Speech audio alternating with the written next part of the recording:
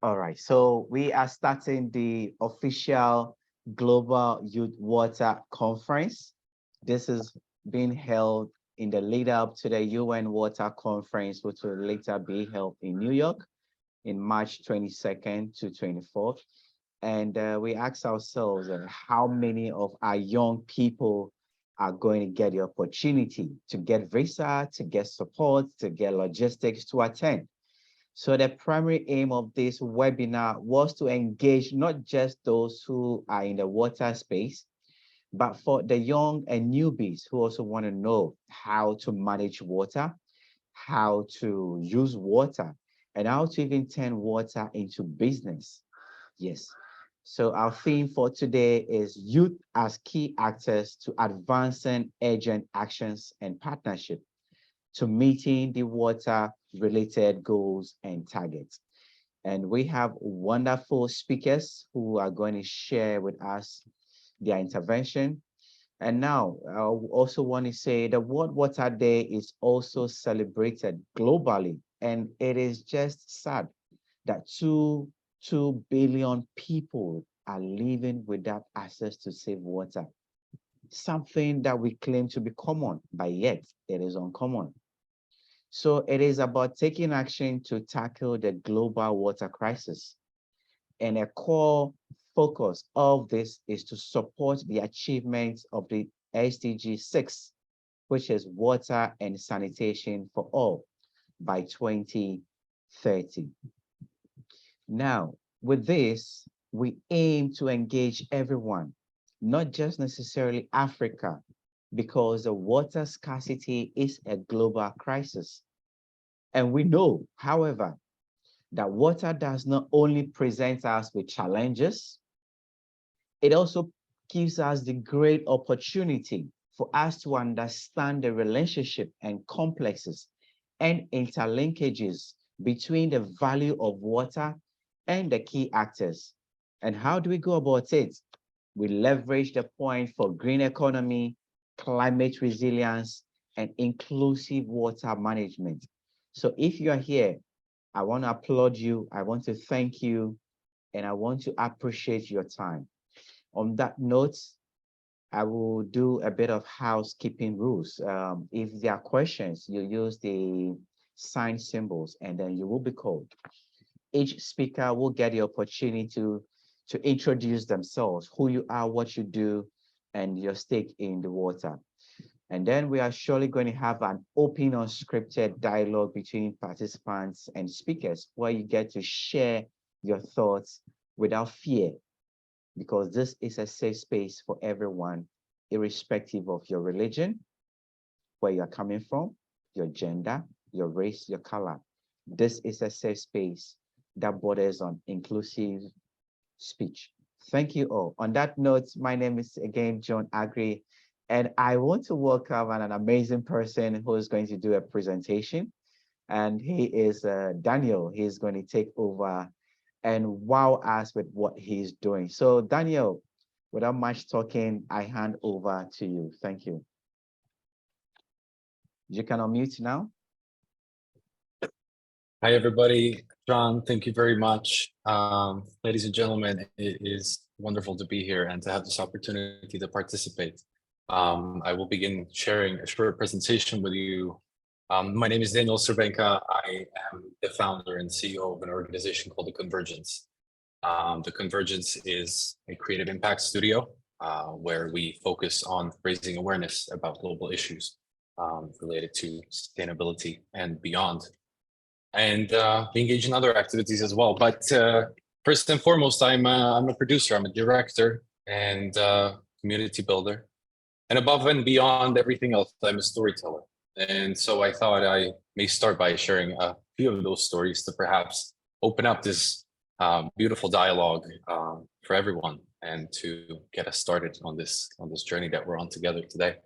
So John, please, I am going to try to share my presentation now. Please, everyone, let me know if you can see my presentation. Great. Wonderful. Okay, well, the title of my presentation is called The Story of a Blue Dot. And Why is that? Well, the first photograph, this is not the first photograph of the Earth, but the first photograph of the Earth revealed that over 70% of our planet is covered by water. But the reality is that it is only about 3% of that are feasible to use, fresh water. And unfortunately, there's around 2 to 2.2 billion people who are currently still lacking access to fresh drinking water, water-related elements such as sanitation. It is a human right to have access to water.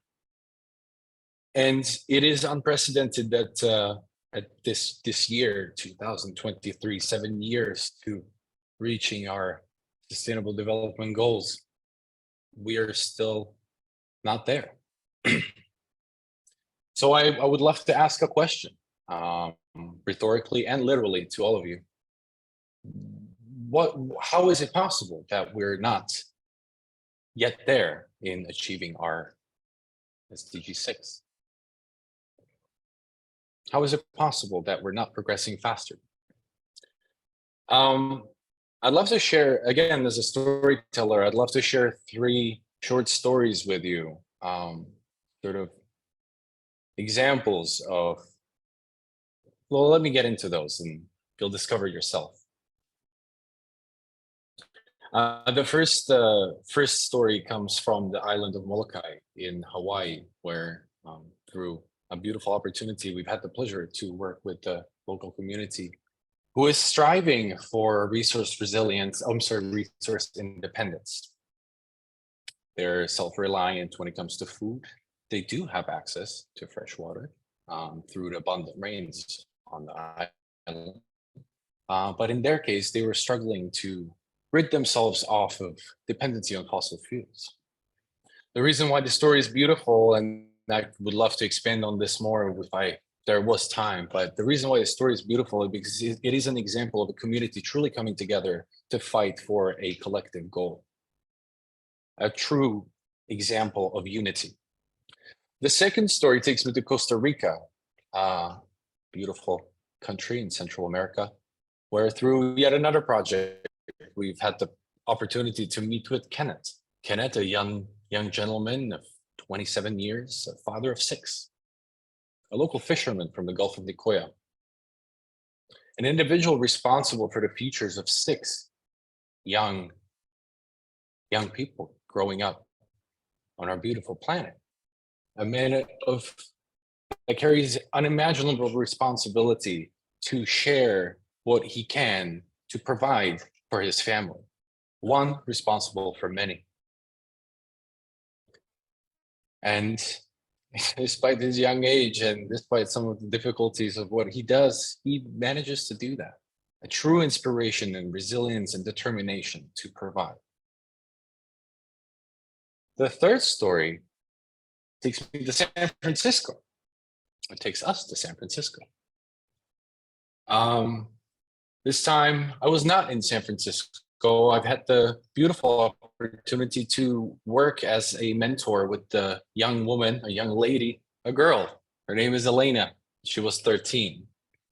We worked together I was assigned to work with her to kind of help her craft her skills in storytelling and filmmaking. And Elena came to me with an idea on the first session we had of telling a story about climate impact and racial inequality.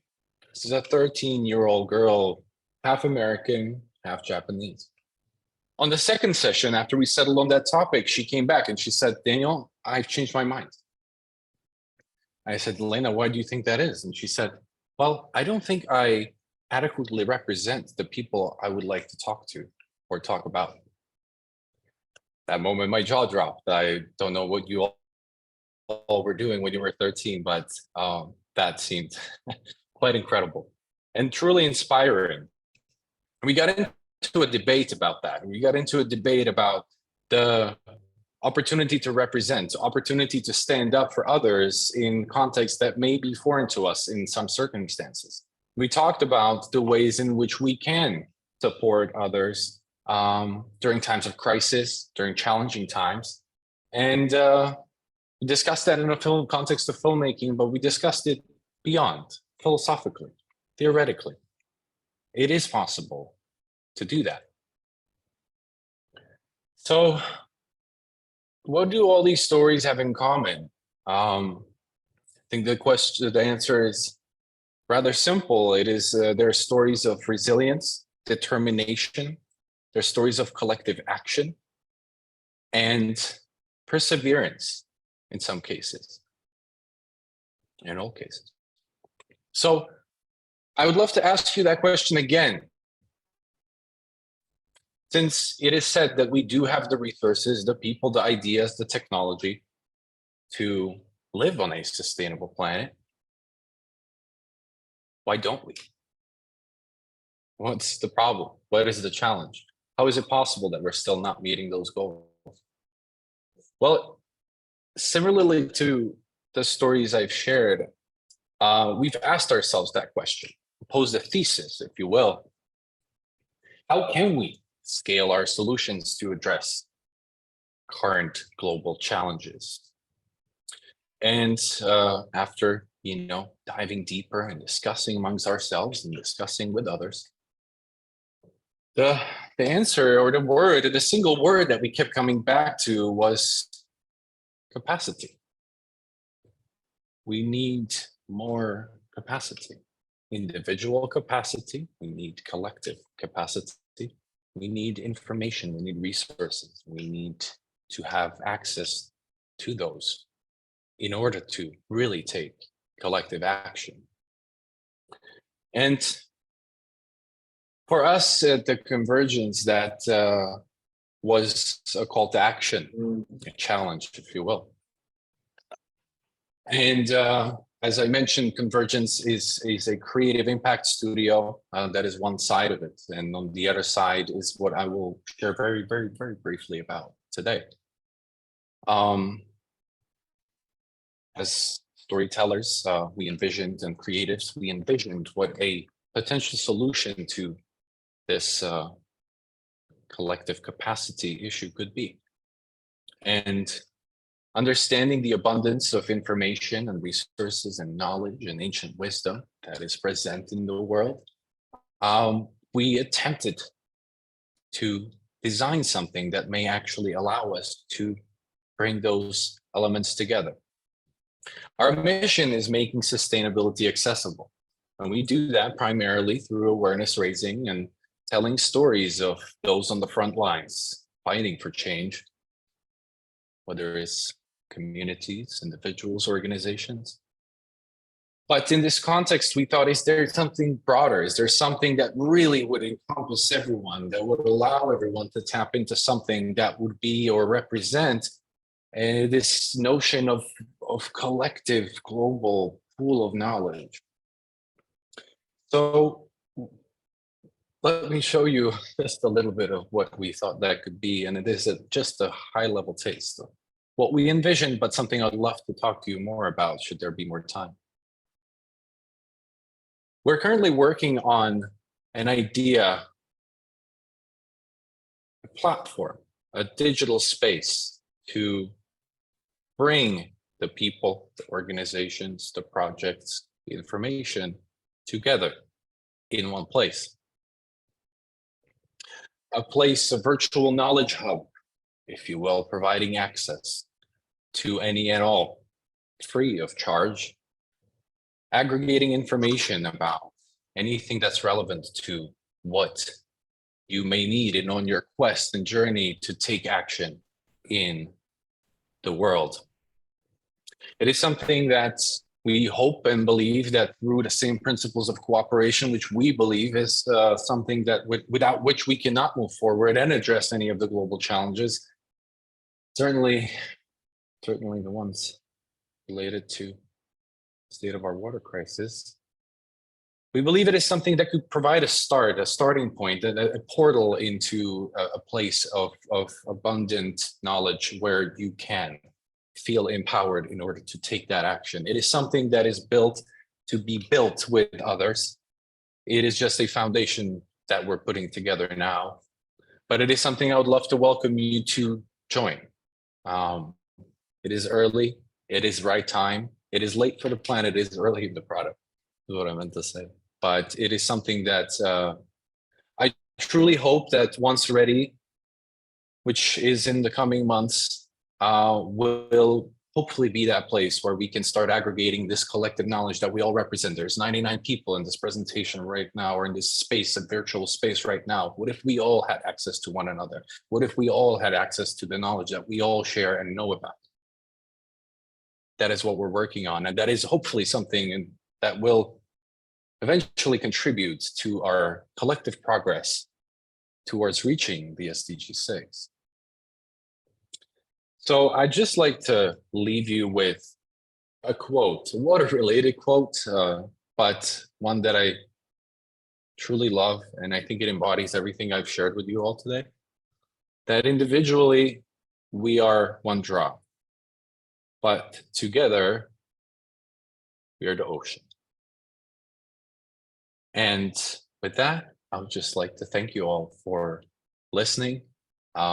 I hope that some of the stories that I've had the chance to share will be of inspiration to you.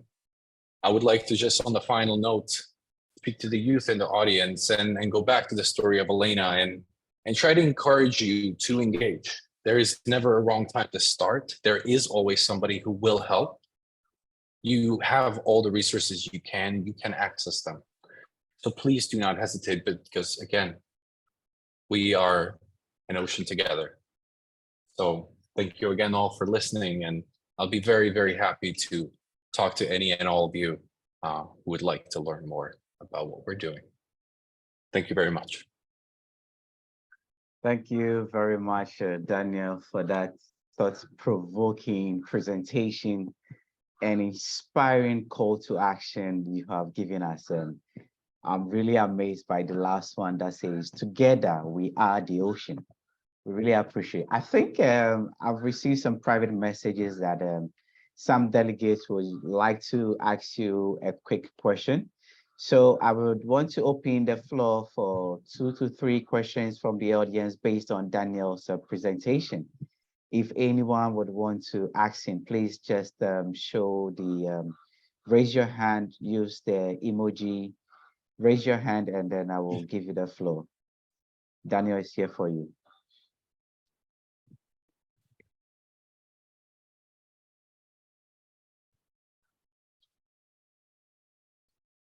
Oh, that's a private message. John, can you just ask him? Okay, let me just wait for those whose hands are up yet. I want you to speak out on your own. Okay, Prince, over to you. Prince Fiajibe, over to you, please. And please go straight to the point. Yeah. Good morning. Please, I think I just Googled the water conference and I realized that it's happening later in the month. I just wanted to find out if it's an annual event and then it almost always happens around the same time. And to also just find out if those who are interested in attending, but then especially due to financial constraint, they might not be able. Is there any form of sponsorship or scholarship? Thank you. All right, so I will answer your questions, but let me put it out there that the questions should be strictly to what Daniel has presented. And the water conference, we cannot clearly state if it's going to be an annual conference or not. 2, I doubt it's going to be an annual conference. The point is, every year, the UN and its agencies set a specific target and ambition to move us forward in the common agenda. So this year is themed as the Water Action Year. Next year, it could be about gender, it could be about soil, it could even be about the air. So every year it changes. So let's ask Daniel strictly questions based on his presentation. Let me see, Shamim, okay, over to you.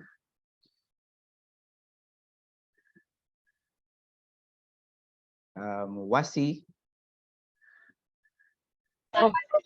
Thank you very much. Hope you can hear me loud and clear. My name is Shamim Wasi. I'm an environmental activist and a social scientist from the United Republic of Tanzania. And my quick question to Daniel was, I loved your presentation. Your presentation is great. And we as youths of Tanzania, we are also organizing for something to do on the World Water Day.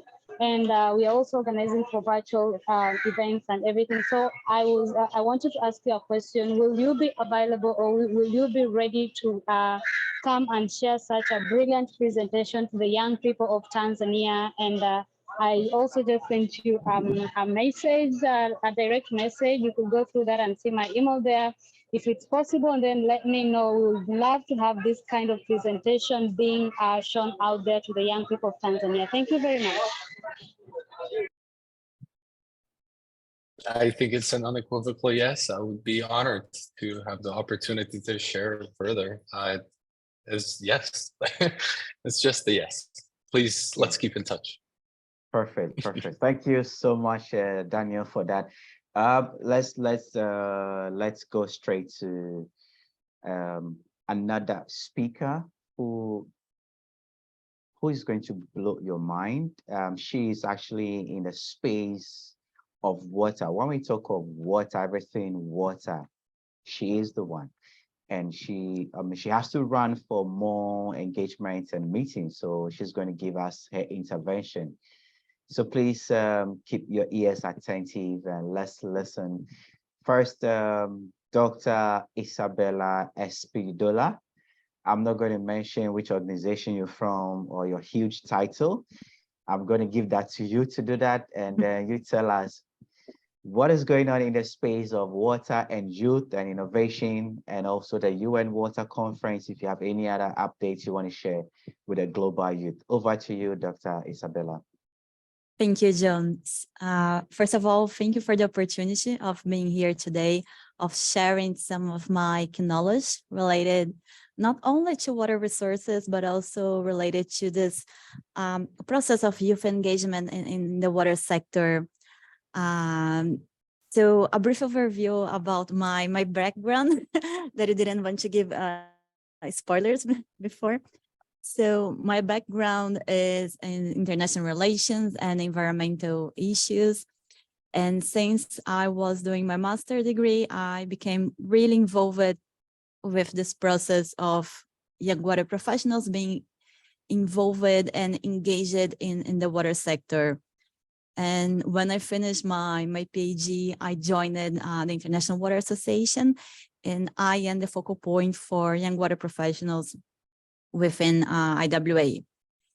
And I'm also the one leading this opportunities and engagements towards the UN Water Conference when it comes related to the young water professional side of it.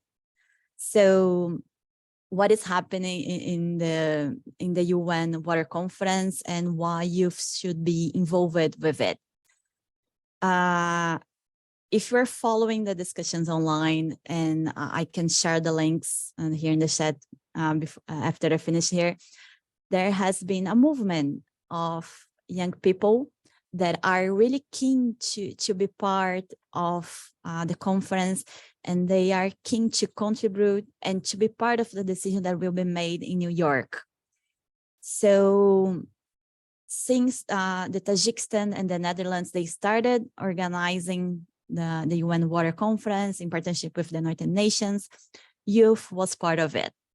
And if you follow up all the discussions that were held online, youth has been present on it.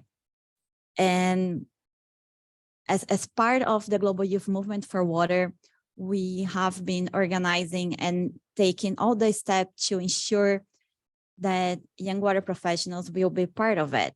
This means that we are organizing side events, that we are proposing young people to be speakers, to be rapporteurs, and to be leading the discussions there. So if you want to know more about it, I do invite you all to follow up not only the International Water Association, but also some youth-led organizations such as the the Water Youth Network, the World Youth Parliament for Water, Unify, they have been doing an amazing job in terms of promoting this engagement of young people in this international arena that we have with the UN Water Conference. And I do believe that it will be one in a lifetime opportunity for young people to be there in New York. And I do understand that not all of us will be able to be there in person, but I'm happy to share that some of the events will be hybrid. So you can join the discussions online and do your contribution there. So stay updated with everything that is happening. The UN website is already live, and you can see the events and the special events that are organized, and they have this youth component on it. Back to you, John. Thank you very much, Isabella, for that. I have seen a lot of messages coming in, so I will allow 3 questions from the delegates to Dr. Isabella. Anything on the water conference, nothing outside the terrain. So if there's anyone who would want to ask questions, this is the time you can do that. Oh, someone is asking, Isabella, is there a way to get in touch with you after this call, preferably via email? Yes, it is. I will type my email in the chat. Okay, great. Okay, so we've got another participant. Yes, whose hand is up? Okay. Okay, sure. Musa, your hand is up. Yes, please. Yeah, thank you very much. My question is, do we have a draft? Don't you think there should be like a working document where youth can, actually enter, their interest or, their submission? Yeah, thank you. So in terms of youth contributing to ideas of engagement, and also related to what they want to see as a change in the water sector, Unify has been coordinating this this plan. So they are preparing this report that is already almost done, I believe. And I also say that one of the speakers is a focal point from Unify, so they can touch in this specific topic on it. But since last year, we've been collecting data related to, yes, Bumi just posted in the chat. They have been collecting data related to commitments and ideas about youth, how they see this development in the water sector. It is called the Youth Development Plan Agenda. And I do suggest that you reach out to them and see if it's still a way that you can contribute to it. Yes, thank you very much. I'm also a member of Unify, an active member of Unify, but I wouldn't know how, those submissions is being entered into the drafts, because it is not meant open for everybody, to contribute. It's okay, it's fine. Once again, I suggest that you reach out to Unify. I was not involved in the process because I'm from another organization, but they have been this really inclusive process, and they organize all the sessions online and attend a lot of meetings in terms promoting how they can promote this engagement there. Thank you so much, Isabella. Thank you so much. And also, there are other engaging youth groups like MG, Major Groups for Children, Water and Climate Coalition. We've got the World Youth Parliament for Water. Please try and reach out to all these young organizations that speak about water and youth, and then try and engage. If you're not getting the response, move to the next organization, send in your request. I have a submission to add to the youth statement. Can you take a look at it? And then this is how you get engaged. But if you hit that door and it's not opening, don't just sit back and relax. Keep knocking on other doors, please, and you will surely get it open. Just as Dr. Isabella has said, the doors are always open for you as long as you engage, not forcefully, but engage meaningfully. Your voice will surely be heard. Thank you so much, Dr. Isabella. I know if we do not see you, we understand where you are, but thank you for being here with us. My pleasure, John. And I dropped my email in the chat. Feel free to reach out to me in case you need it. All right, thank you very much. Okay, so we will go straight to the plenary session. Most of the dialogues and sessions you have, the speakers are given questions on which they have to prepare an answer on. For our session, it is unscripted because we want to hear truthfully, wholeheartedly, the real issue, the real solution on the ground. So I will call out each speaker to briefly introduce themselves, and then we'll get into the discussion segments. All right, so thank you. I will call on LISNIAK. If he's here, please briefly introduce yourself to the delegates. Good afternoon, dear participants. I welcome everyone on behalf of the International Project Congress, which brings together young leaders of the national level from 34 countries of the world. Thank you very much. So SELMA, over to you. Hi, everyone. This is Selma from Algeria, and I'm going to be speaking on behalf of youth. Well, I would love to say greetings from Nairobi, UNEP, and I'm sorry we had to do this online, and I hope we will deliver something eventually. Thank you so much for the invitation. Thank you very much. My brother, Richard. Hello, everyone. Good afternoon to you from Ghana. And my name is Richard Mate. I am the climate lead for the Green Africa Youth Organization, and I coordinate the Youth Climate Council of Ghana, which is an institutional mechanism supporting the youth climate movement in the country. Thank you. Perfect. All right. So next person, Sarah, over to you. Hello, everyone. I'm Sarah Chebjira from Uganda. I'm the founder of Climate Change Action Africa. What we do, we basically work with youth networks to raise awareness on issues relating to SRM and climate change related topics. It's a pleasure to be in this meeting today. Thank you very much. So next person is Jasmine. Is Jasmine here with us? Okay, Shama, Bhumi Shama. Namaskar, everyone. I am Bhumi from New Delhi, India.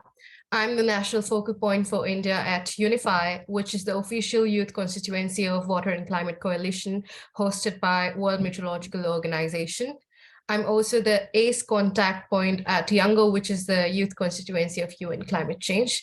I'm really glad to be here. Great. Amazing to have you here. Who is next? DENISE from Uganda, the Prime Minister, National Youth Parliament.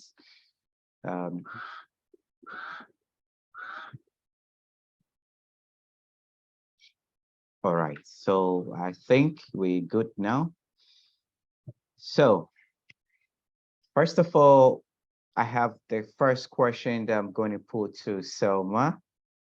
And the question is, you are in the MENA regions and you're part of the youth advocacy campaigns, you're part of the young people who are pushing on the front in terms of environmental governance. What do you make of the current situation in terms of water management in the MENA regions? And how are your people and yourself, what are you doing in promoting water governance for youth? Thank you, and over. Again, thank you so much for the invitation, and it is a huge honor for me to bring that up, especially when it comes to addressing the issues of my region, the MENA region. Well, when we talk about the MENA region in general, like we barely consider having issues that are related to water management, and we always consider other issues, but water was never an issue that was discussed about my region specifically, and I'm gladly today going to address that finally. Now, as we can see, like we don't see so many youth being engaged when it comes to advocating for water management, water sanitation. We don't see so much engagement. We don't see so much support, whether financially or socially from the government as well. We don't see youth having like, I would say, an impact when it comes to addressing water sanitation. We're not seeing so much activities brought out to the table. We're barely having workshops that can actually introduce people to what engagements and actions they can take when it comes to fighting that concern. We have been seeing seasons, I would say seasonal droughts, and we have been seeing so many countries that used to be well known of having a perfect water managing skills, but now we're still seeing them not managing that. And in fact, one of the reasons why I'm here today in Nairobi attending this, the International Conference of Chemicals Management, is to address that, because I have seen that my country is kind of missing a lot on this, and we need to point out that it's high time to do it. And not having, you know, the fact of not having youth being involved or listened, or even like giving so like the floor, just enough space to just address that, because we're the ones obviously on the ground and we're the ones seeing what is going on.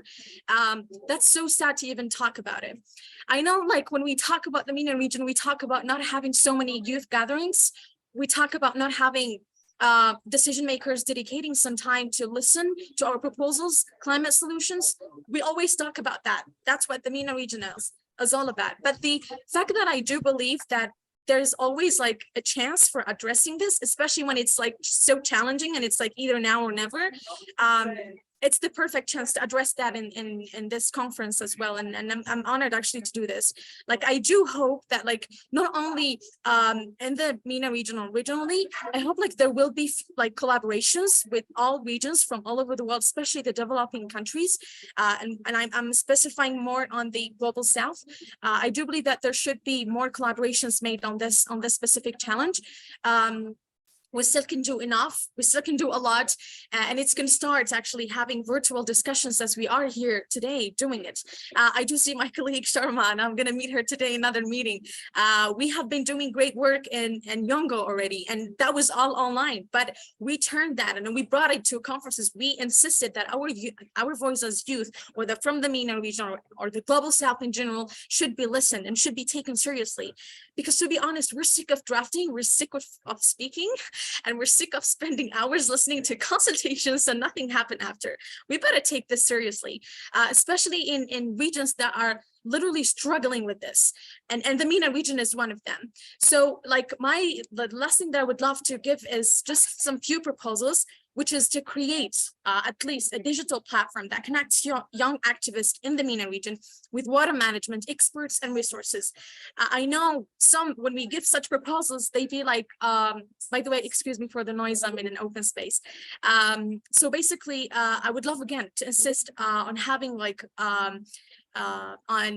so create a digital platform that connects young activists in MENA region with water management experts and resources. In fact, this platform can provide a space for collaboration and knowledge sharing, as I stated before, and which is exactly how Yongo started and so many other NGOs around the globe.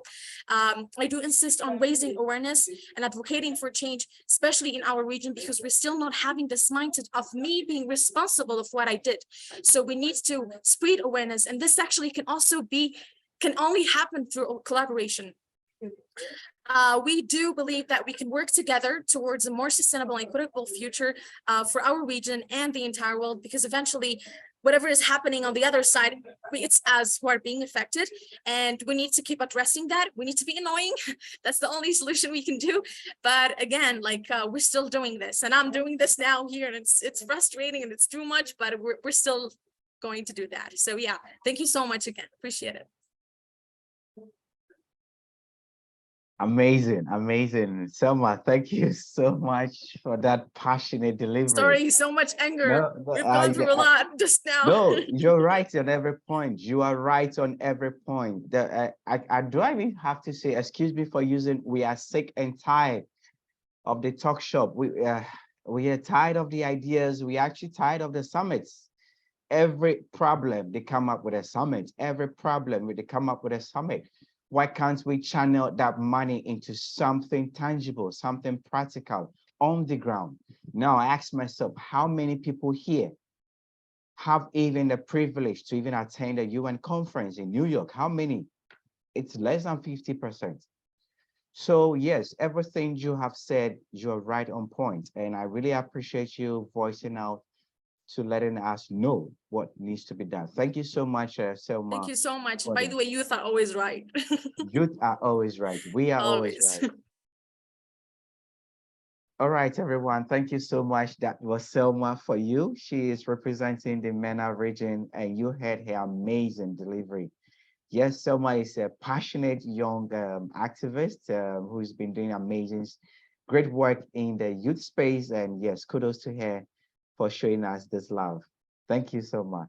So next speaker will be LISNIAK. He's the founder and chairman of the International Project Congress. They have been supporting young people as well as engaging in projects globally. So he is going to share with us the things IPC has been doing with young people and how that also supports young people's engagement in water and the other SDGs. So LISNIAK, if you are there, please, the floor is open to you. Over to you, please. Thank you. Thank you very much. Young people can take an active part in solving problems on water issues.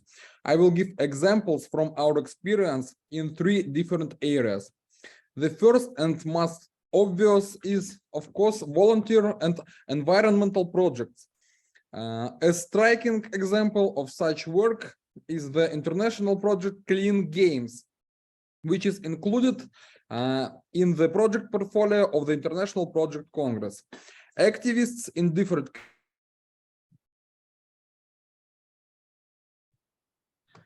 I'm sorry, we have problems with our notebook. One moment, please. Yes. Clean Games, which is included in the project portfolio of the International Project Congress. Activists in different countries of the world hold team competitions to clean the banks and channels of rivers, reservoirs, and so on. At the same time, educational events are being held with different categories of the population about a responsible attitude to water resources. The author of this project is Russian public figure Dmitry Ioffa. The second is scientific activity in the field of hydrogeology. In this area, the experience of the Russian company Osgeo, which conducts hydrogeological research in various countries of Africa, South America, and Europe, deserves attention. Young geologists have the opportunity to prove themselves in the practical field of searching for water resources, exploration of groundwater, solving issues of water supply, melioration, irrigation, environmental consequences of the construction of reservoirs and sources of drinking water. For our part, we are ready to share this experience and well as to attract young specialists in different countries to work on hydrogeological projects. The third is entrepreneurship. Drinking water is a critical element of everyday life, and every young and active person can turn a source of drinking water into a source of personal income. In our region, vending machines for the production of drinking water are produced, bringing good profit to those who buy them and install them in their countries. We are ready to organize cooperation between this producer and ambitious young entrepreneurs who are not indifferent to the problems of drinking water production in their countries. As we can see, young people are in demand in a variety of industries involved in the topic of water. And the more talented young people get involved in all these areas, the closer we will be to achieving the goal of 6 SDG. Thank you very much. Thank you. We're ready to answer your questions. Thank you very much, LISNIAK, for that. We'll come back to question and answers where we'll get to ask all the speakers questions. So this is also to one of our amazing, prolific speakers. He's traveled all over the world, engaging at high level engagements. He just touched down from Germany, just simply to join our session. This tells you how much he's so passionate about young people and water, and he's in the person of Richard Mate. So he's going to introduce you to his big title, what they are doing, and also what he is doing in the space of water and youth. So Richard, over to you. You have the floor. Thank you very much, John. And it's a pleasure to be here to join young people all over the world for this event. I think that this event is timely and also very important for us to discuss the issues around water management around the SDG 6, so that we can better inform ourselves and also in our respective countries influence decision-making processes around water. Yes, as mentioned, my name is Richard Mate. I coordinate the Youth Climate Council Ghana, and it's an institutional mechanism that we've created to support the youth climate movement in the country by providing the avenue for young people to engage directly with government, with other stakeholders, with the private sector, with municipal and district authorities to actively engage, foster youth inclusion in decision-making processes. Also, we create the avenue for young people to be part of government programming in their respective localities. And with regards to the issue of water and sanitation, we work directly with the Ministry of Water Resources and Sanitation in Ghana, and we ensure that young people's voices are heard, and we create the space for young people to be part of the ministry's programs at the district, municipal, and metropolitan level. And one of the key things that we ensure is to strengthen the capacity of young people to be able to make informed decisions and contributions to policies, because whatever ideas or whatever thing that we have, if we don't articulate ourselves, if we are not informed by research, by the issues on the ground, we will not be able to ensure that government the interventions are actually geared towards making impact or bringing about a transformational change in local communities. Because a lot of the things that are done are based on government priorities and policies. And you can say whatever you want to say, if you don't ensure that whatever it is that has to be done are not incorporated in the policy framework, government is not going to go beyond what it has designed and what it has put together in its framework to do any other things. So we ensure that whatever it is that young people are doing, and young people, I must say, are the innovators, are the ones who can really, really bring about the change that we desire to have. Young people are the ones that are equipped to be able to address the climatic impacts that we are facing. Because the most impactful projects across the globe that are really, really bringing change, that are building resilience in whichever continent, these initiatives or these interventions are either developed or initiated by young people, or they are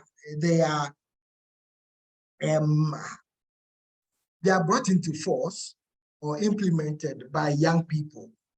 And therefore it is important, we believe that it is important that we ensure that all these innovative ideas that young people have are encapsulated in government programming, so that by so doing, we can foster youth inclusion. We can also ensure that young people get support for the amazing work they are doing in their respective communities, and also see to it that young people who are directly impacted, who are suffering today and would continue to suffer tomorrow for the bad actions that the older generation have taken, are at the forefront of driving change. And so for us, what we do is not only to empower young people, but also to support young people with resources by creating the opportunities for young people to tap into the various opportunities that are out there, not only in this country, but also in other countries as well. And as an organization, we have presence in different countries, and the Youth Climate Councils have also grown, and we have some of the councils in the Netherlands, in Poland, in Kenya, in Uganda, in Brazil, in Costa Rica, and we are also expanding to other areas as well. We are hoping to have a Youth Climate Council in Nigeria that will also support in coordinating activities of young people within the climate movement in Nigeria. So I would also want to add finally that we here as young people on this call, it's important for us to not only isolate ourselves and do things in our own space, but it's important to make sure that whatever we do, we liaise with government, with the private sector, with other relevant stakeholders. We bring them on board in whatever we are doing. We engage them in what we are doing. And we also have to create the space and not wait for them to give us a seat. Let's take our seat to the table. Let's create the space for ourselves if they are unwilling to give us that space. Thank you very much. Amazing. Thank you so much, Richard. I have two questions. Once we are done, I will surely come back to you on that. So please prepare. Yes, we are going to move to Bumi. Bumi is going to tell us more about Unify, what she is doing in that space as the national focal contact point for India. And first, I want to use this platform to say congratulations to you on that. That is amazing, amazing. And also, you're going to tell us what exactly you are doing in terms of youth and water governance. Once we are done, we have some series of questions we are going to put to you. So, Bumi, over to you. Let the world know who you are and what you are doing. Take over. Thank you for the amazing introduction, John. I am the national focal point, but the position at the election happened recently. So there's not much to what I have done in the past as the national focal point, but there's a lot I have been doing since I was a child in my community and in my local area. I come from a village in the city of New Delhi in India. New Delhi being one of the most polluted cities in the entire world and the most overpopulated as well. So I got the inspiration to advocate for water and climate from my mother. And my mother, you will be surprised to know that she completed her school after she was married. And she is not even like, she did not ever go to college. She's completing her graduations right now when she's 40. So she is my biggest inspiration in my life. And she was also a reason I started my advocacy journey in the climate and water space, because I saw her going to place, making people aware about the importance of water and importance of preserving the environment and the nature.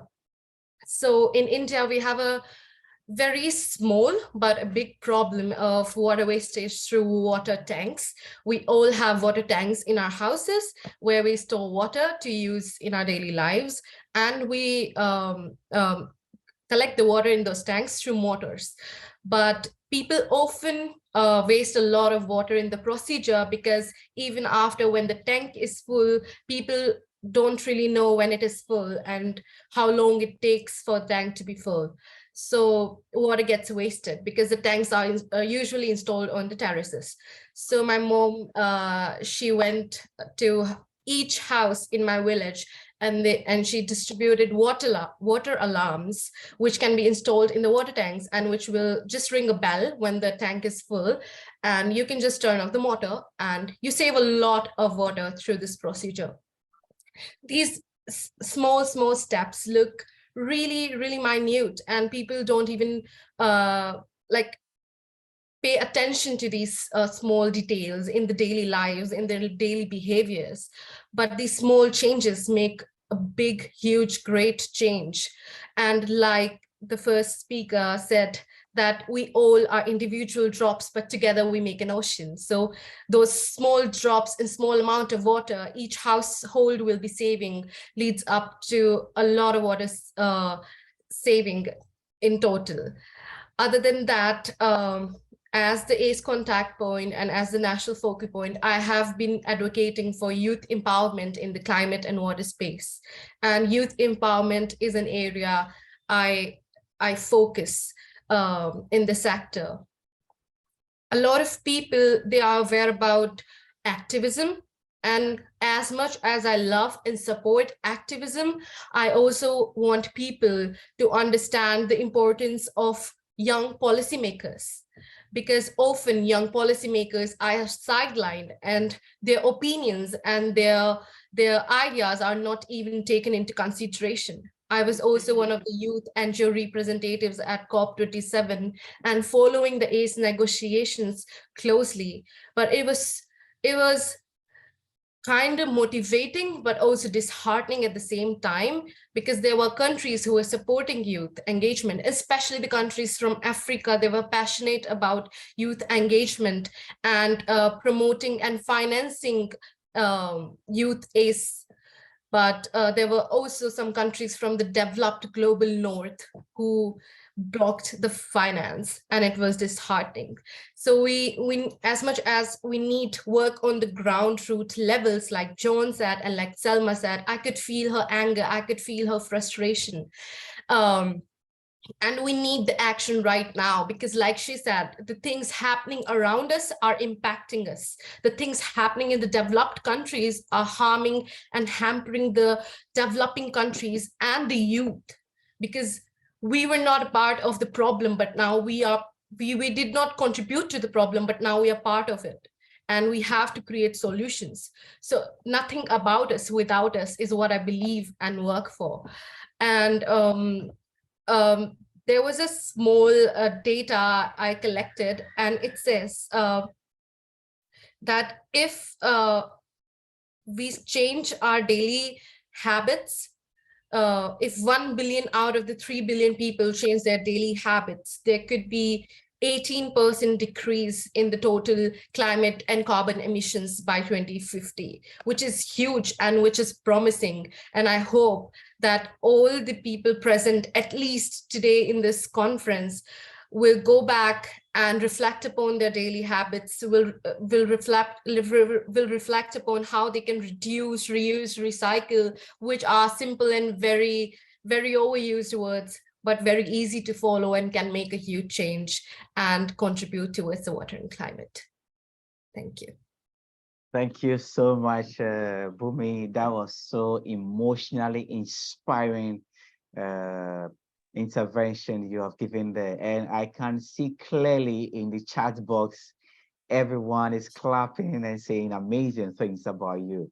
And I'm just overwhelmed with your intervention. And so there's so much passion coming out of you on this. And I really wish the powers that be will listen to us. The powers that be will act on what we say and do.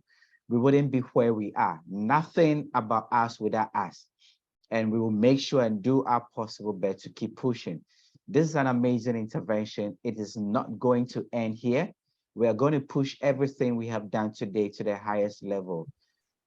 Until our last breath, we are going to make sure we do our part.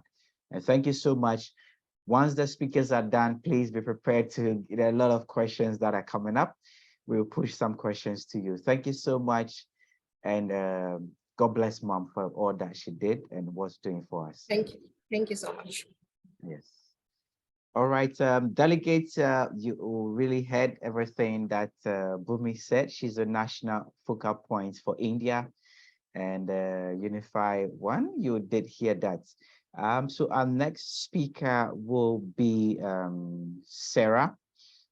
Sarah is going to tell us more about the potential effects of solar radiation management on global water systems and the need for a solar radiation governance. So, Madam Sarah, over to you, brief introduction, and then you go to the presentation. Thank you so much. Thank you so much.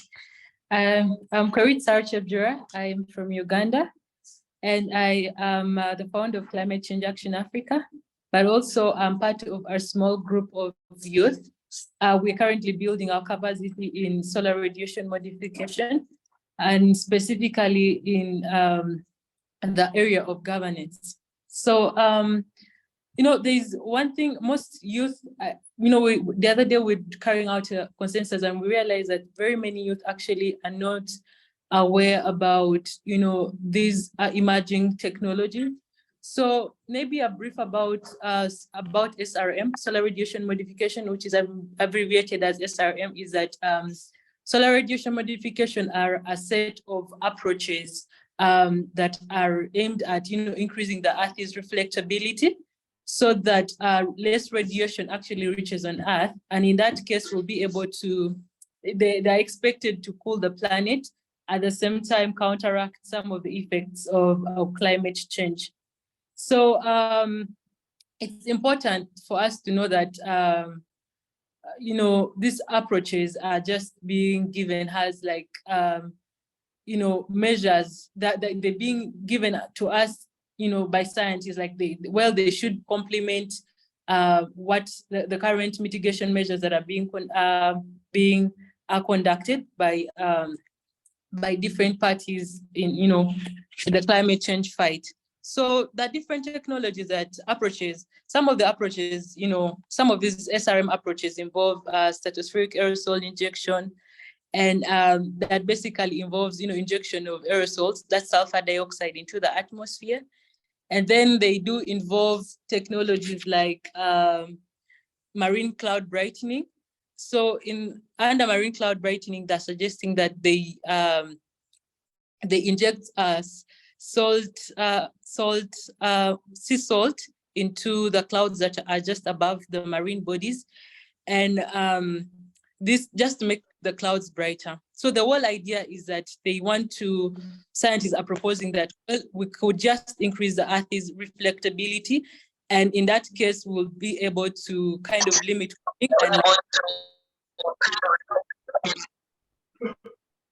and like buy time while we look for other measures to counteract the climate crisis. So yeah, the variety of approaches that scientists are actually suggesting could work. And let me just move on to the current state of this scientific of this SRM approach. Recently, there was a few years ago in 2020, there was an experiment that was carried out in the Great Barrier Reef in Australia, and this was marine cloud brightening, and that was just to inject sea salt into the atmosphere. And then also in 2021, there was a planned experiment that was stratospheric aerosol injection that was supposed to be conducted, but people raised concerns about this technology, and therefore the experimentation was cancelled.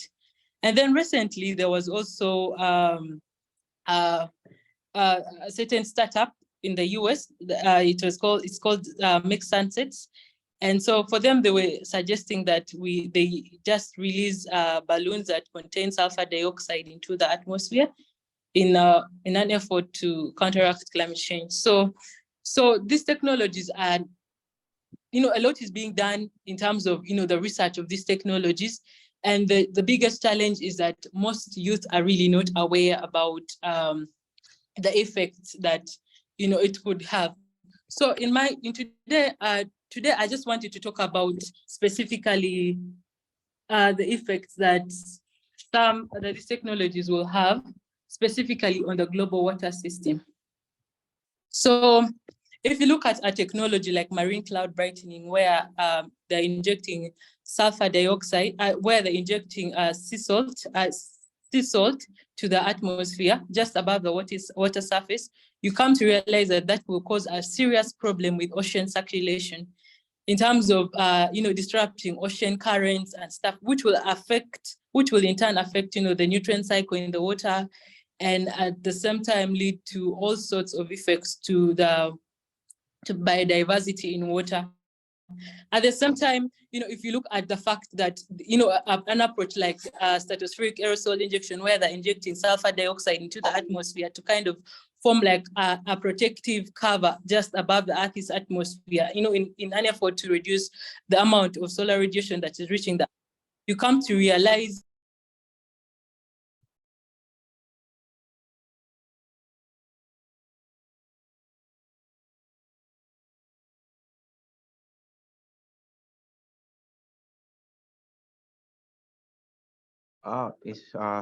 Unfortunately, we have lost our speaker due to some technical challenges. I think we can go on, and when she comes back, we will continue from there. Thank you very much.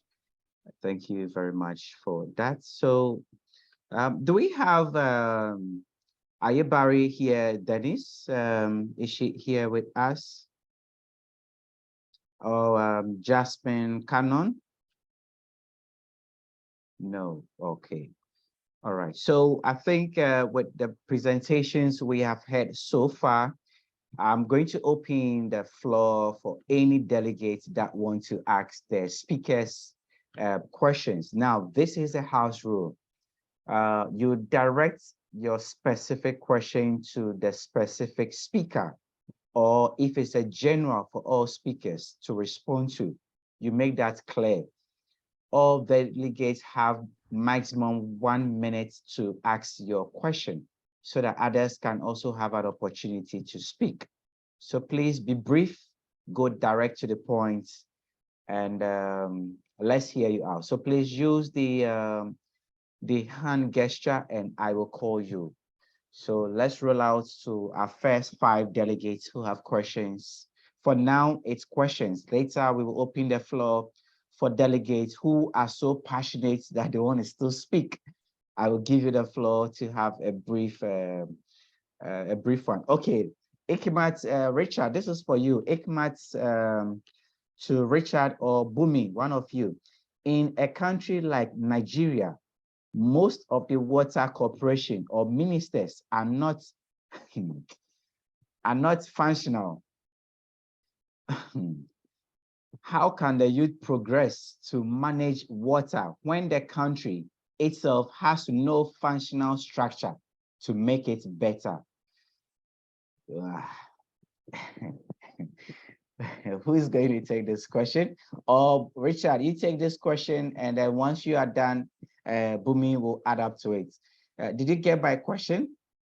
Yes, I did. Yeah, I mean, it's quite interesting, and I understand. I mean, I was telling someone the other day that the problem of Africa is though the situational context is different, but it's very relative. I understand the point, because in Ghana we still have such problems where the people in charge of water, managing water resources, are not doing their work effectively. They don't have the resources, they are not properly resourced and all that. So, I mean, it's there. But one thing that we have to understand as young people in our work is that change is a process, and it doesn't happen in a day. It takes time, and someone has to take the lead to fight for it, to ensure that this happens.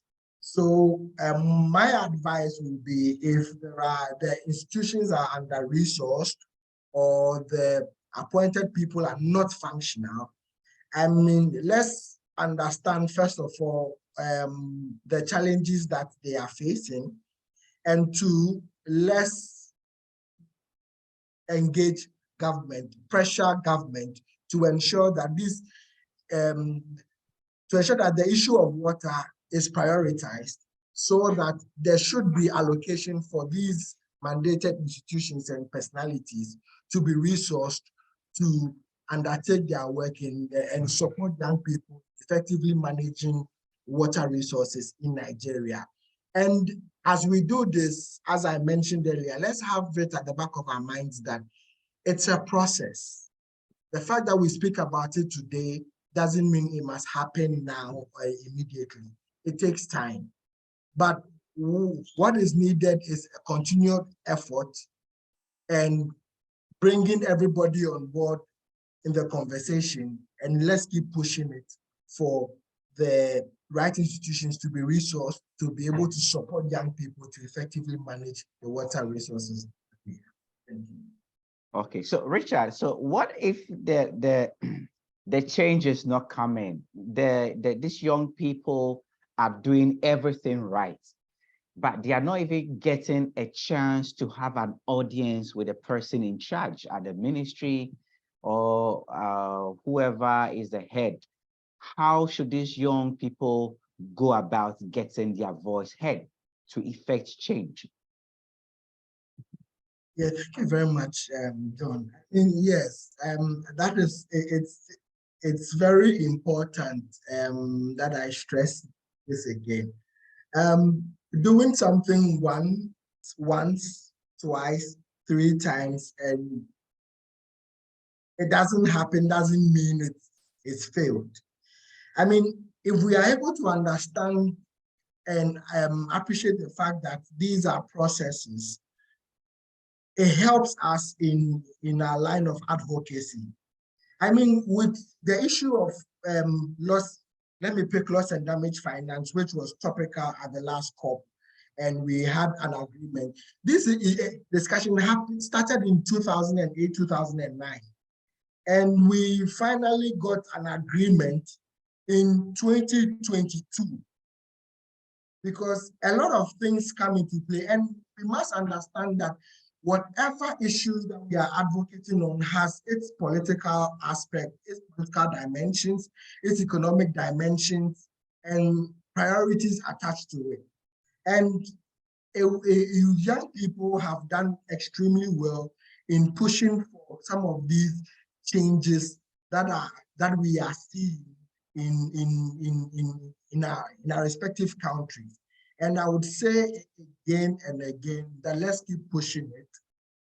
Let's appreciate that it takes time, but it also takes concerted efforts from all of us, not only for example, in Nigeria, but also us from Ghana supporting the Nigerians, us from Morocco, Syria, whichever country, all of us in solidarity supporting Nigeria to have this happen in their country. And that would bring about a lot of change. Thank you. Thank you. Thank you so much for that intervention. Bumi, would you want to come in, or it's been answered? Would you want to come in? All right, sure. Over to you. Yes. Thank you so much. I would. Yes. First of all, whatever Richard said, I completely agree to it. Doing it once, twice, thrice does not suffice. It takes years to build a legacy. It takes years to create a positive change. It takes minutes to destroy a thing, but takes years to build it again. So just adding up to the point, I would say, be the change you want to see in the world. Be the change. If you don't see the politicians, if you don't see the government workers or the people in the system not doing the thing right, be the change. Get in the system. Change the system. We need more youth policymakers, we need more youth politicians, we need youth activists, advocates, civil servants, international diplomats, and till the point more young people do not get into the system and do not take over the system and be part of the solution, things won't change. So I would say start with small steps, like I always say. Start on your individual level, in your individual capacity. Start changing your own behavior, your own things. Try to go vegan. These are very small steps we can do to change the world. And capitalism is just destroying the world. So get in the system and be the change you want to see. Thank you very much. And the one who asked the question says that both of you have fully answered her question. Thank you so much. Selma, you want your hands is up. Over to you. Yeah, actually, the reason why I just want to add just one more thing, since this is actually a concern that is not only we find it only in his country. He mentioned Nigeria, right? If I'm not mistaken. Yes. So basically, like, we see so many MENA countries, and like countries in Africa, Latin America as well, Asia, South Asia specifically. Now, the good thing is that, I don't know, because one of the best outcomes that we had last COP 27 in Egypt was we had like a private meeting with African Development Bank and the Global Center of Adaptation, where we discussed this issue, like gap of communication, not having access to communicate with our ministries. Like, there's like this gap that is making us always late as activists, even though we're doing the job. So basically, one of the best solutions that we have made, and it's actually it was approved, was having our own council, which is the Youth Climate Council, and this actually will help us to always stay in touch with our ministers, and also like always keep proposing, suggesting, and the best part is that it's all led by youth, so there won't be like so many policies and regulations, because we will be the ones making that. So this is actually to answer him. Maybe things will change by 2023, because that's what we have suggested, and it was approved. So yeah, I hope I just added something to that. Thank you so much. So 3 questions, one from Maya, one from Sizwe, and then one from Innocent, in that order, please. Yeah, sure. Hello, everyone from Kazakhstan. My name is Maya, and it was really interesting presentations that I just heard. And I have a question about what kind of, maybe it's question for all of participants, what kind of channels or perspective are you using if you see there less of usage of water resources? We see that, of course, it's so powerful to use a lot of water, and of course there are a lot of lakes, and rivers are just now less than were before. And so how you can solve this kind of issue? And did you hear about the problem in Central Asia, or what happens with RLC? Thank you. Thank you very much, Maya. So which of the speakers would want to take this question? All right, Selma, over to you. Yeah, even though I'm sure Bhumi is the expert on this one, but I'm going to give my own perspective as an activist, I guess. So basically, to just like answer your question, to be honest, like one of the reasons why I'm here attending in Nairobi, Kenya, we're here in UNEP, we're trying to discuss the impact of waste and chemicals. And one of it is the water resources, because that's actually the resources that are always so impacted by our practices, to be more precise. So basically, one of the things that we have suggested is creating programs first to tell people what is going on, because like when we talk about this type of topics, people be like, oh, that's so complicated. Do you have this background in it? Like, I'm not environmentalist, I'm not studying water. So like, we first need to simplify that, which is why one of our main proposals was to have a specific program where youth course, needs to be involved in, and they can actually even help in delivering it, simplifying to people. And then we will start targeting the resources that are actually all contaminated, especially in our regions that are the global south. Again, I'm always making I always insist and stress on this side of the world. So basically, it will always start by spreading awareness, simplifying things to other youth, because we need more youth to be involved, no matter how huge the number is. It's still not enough. We need more voices. We need to be loud enough to make just one approval approved, one proposal, approved. So that's the thing that I wanted to say, is like educating people, simplifying these things to them, and then we will start targeting these resources. Then we will suggest solutions that can actually help, at least in implementing some actions that can at least limit the impact of these contaminated resources.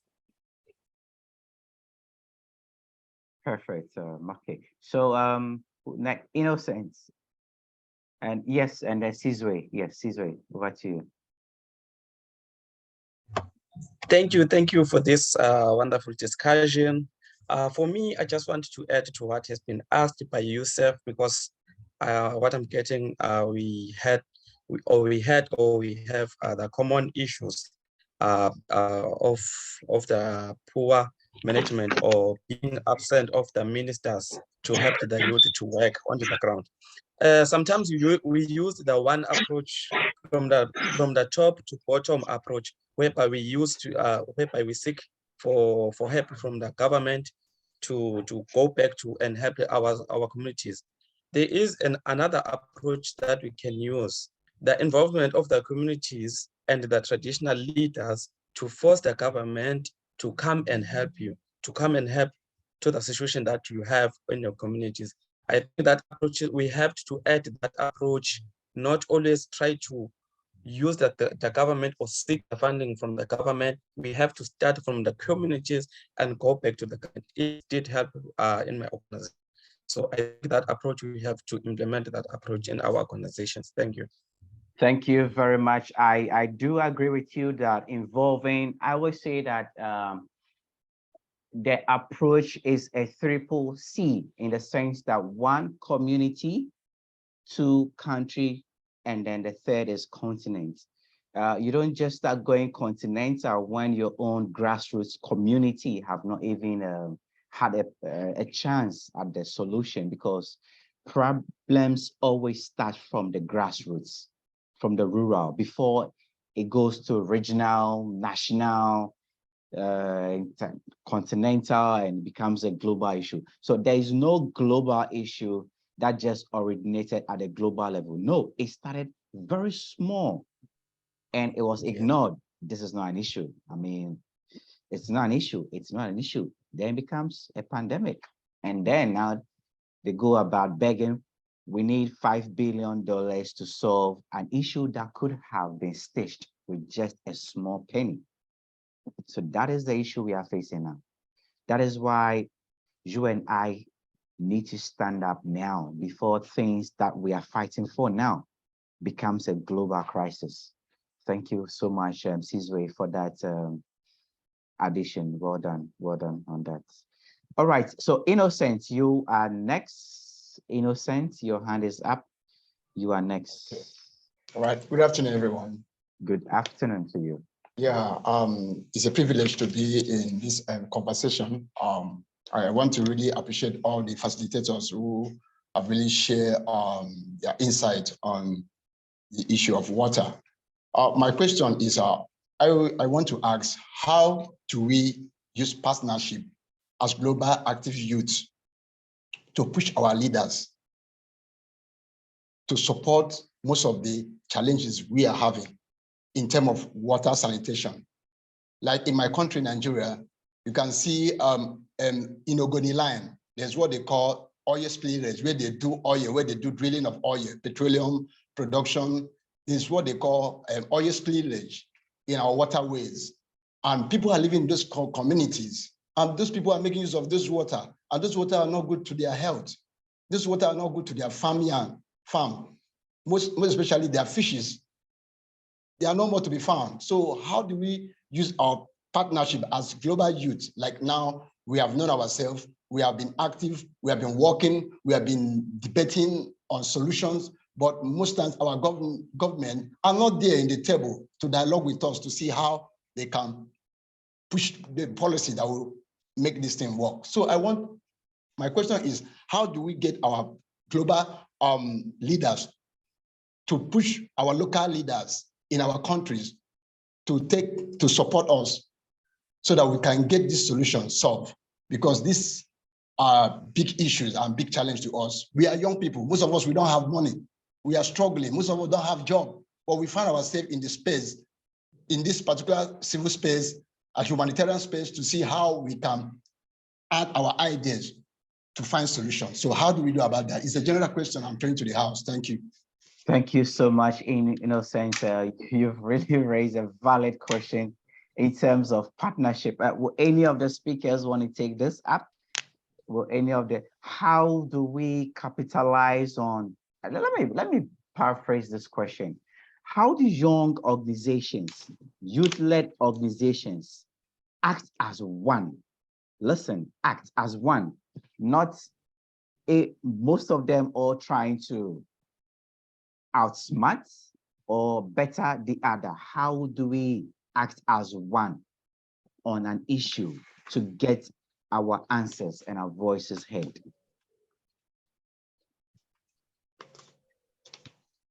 Okay, Bumi, and then Richard. All right.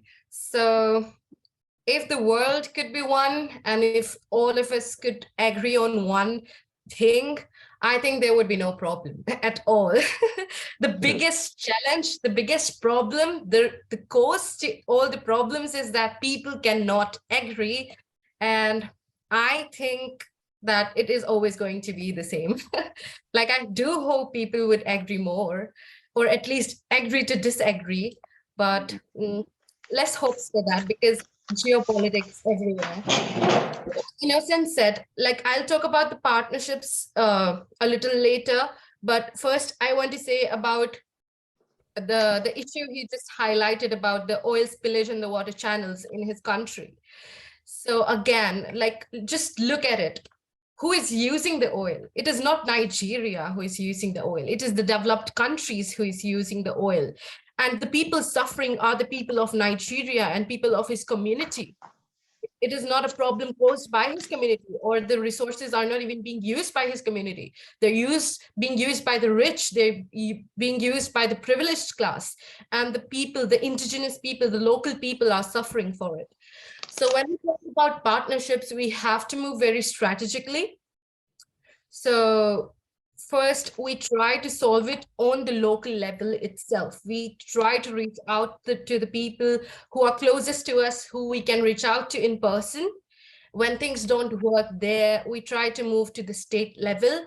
We always think, so people, especially young people, always doubt, who is going to read my email about it? They don't even know. The ministry does not know who Bhumi is. And I feel that myself. So just relating it to the situation which happened with me. So we do not, in India, we do not have established UN program to induct youth in the delegation, official delegation at the UN conferences. And I took this question to conference, just hoping someone would answer. Even though I knew most of the people could not answer, there were no ministers, but I was hoping maybe the person in the conference might know someone who would be of help and would take my question, would like my question and take it to the relevant person. So try your best, give your best, and try to communicate. Email the ministers, even if you have less hope. Email the United Nations systems, the regional offices, the country offices. So we always have United Nations offices in each country, and then we have regional offices, and then we have the main headquarters. So when we were also trying to collect funds for the UN Water Conference, I connected to the country offices, and they said, oh, we don't have the budget right now. We use the funds for some other purpose. We don't have the budget for the youth. And then someone suggested you contact the regional office, and they are the one who will direct the country office to do it. And if the regional office say yes, the country office has to do it. So We move in the hierarchy, we believe in us, we believe in the system, we email them, we call them. Whenever you get, if you see the person right in front of you, don't be scared, reach up to them and tell them that this is the problem. Try to be precise. Usually people don't have so much time, and especially people working in the systems and the ministries, they don't have too much time to listen to the entire like paragraphs and essays. Keep it precise, keep it brief, point to point. This is the problem, this is my question, what can you provide us? Or this is what I suggest could be the solution, and maybe they would like your solution and even feature that. So yeah, just try, I would say. All right, thank you very much, Richard. Just some few points from you, and then we move on. Yes, I like what Bumi has shared, and I want to touch on one key thing that she mentioned in her earlier submission, which I also talked about. Young people, we need to build a capacity. And two, we need to build networks. When we build our capacities and we spread ourselves across the divide, it helps a lot, because you find in the youth space, everybody towing in one direction because they find one young person succeeded in, for example, maybe climate education or something, then everybody is towing that line. And therefore, other areas are left and the void is not filled by anyone. It's important that we spread our wings, build capacity, so that we have people who are into the law, the legal aspect, research, policy, education, the economics aspect of it, so that when we are engaging with leaders or the politicians or government, we rely on this concerted effort or this broad-based network of young people which we have built across all these scales, so that when government is talking about economics, because the world is experiencing economic crisis, and so decisions on finances very skewed. We have the economics people who can say, okay, based on A, B, C, and D, due to this crisis, we can still make this allocation for this and make a valid case to support the policy analysts, to support, and also the research work that are done by the youth in the research space could also bring up the case studies and the findings, so that we can have a very informed or and a holistic argument to put across as youth, so that that can be very well appreciated.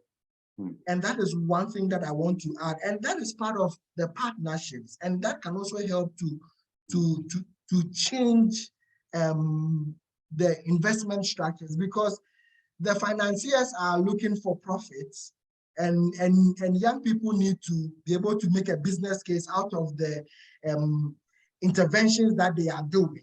And so if we build that network, we can be able to also make a business case out of the many good interventions that we are putting across, and then attract the finances very carefully, as Bumi said, into scaling up the impact of the work of young people. Thank you.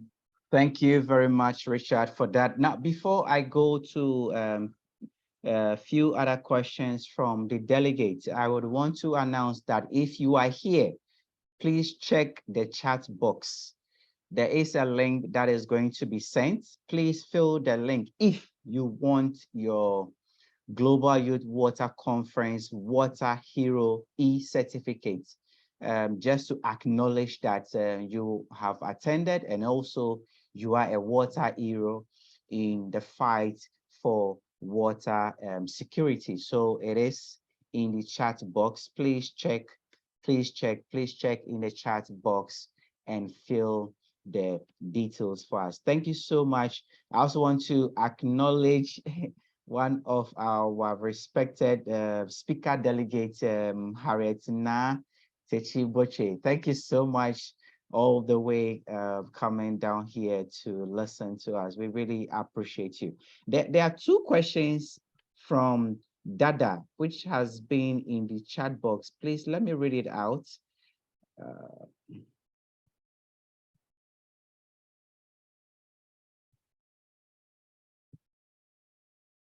Yes. Are there laws or constitutional rules in any part of the world on water resource management or waste? The second question is, what are the approaches to help the poor or the less privileged have access to adequate water resources, especially in the core rural environment? I think this fits very well with the scenario Bumi gave in her presentation. So if any of the speakers would want to respond to any of the two questions in 2 minutes, that would be great so that more delegates can ask their questions. Thank you, and over.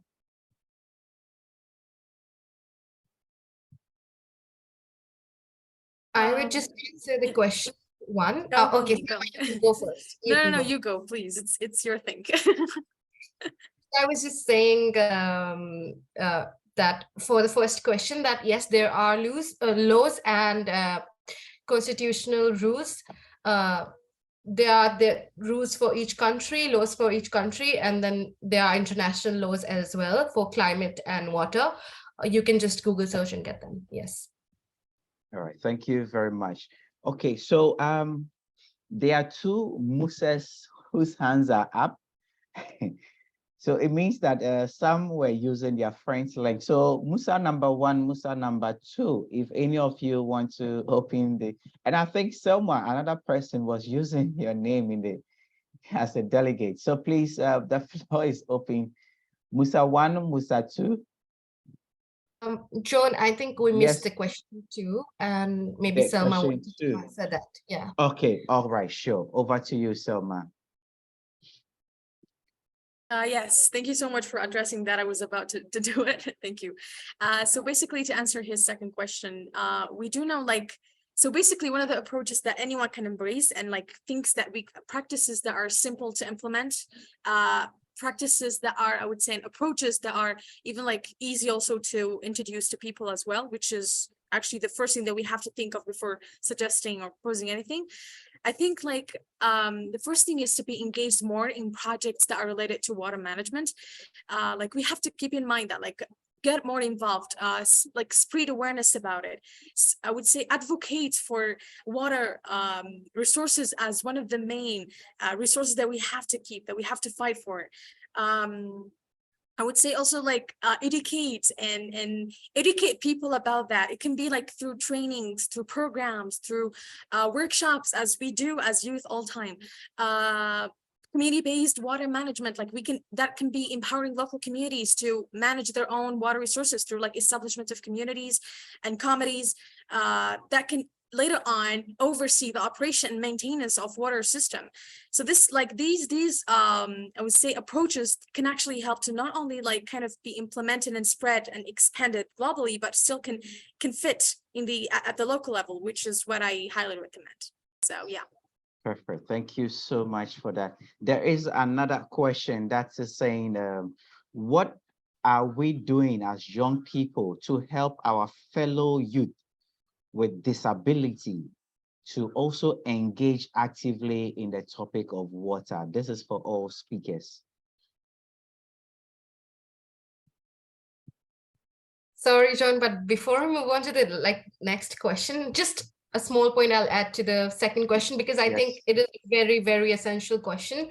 So I will share some links to some YouTube videos, which are very economic ways of preserving water in rural setups, rainwater harvesting and setting up tanks and all that thing.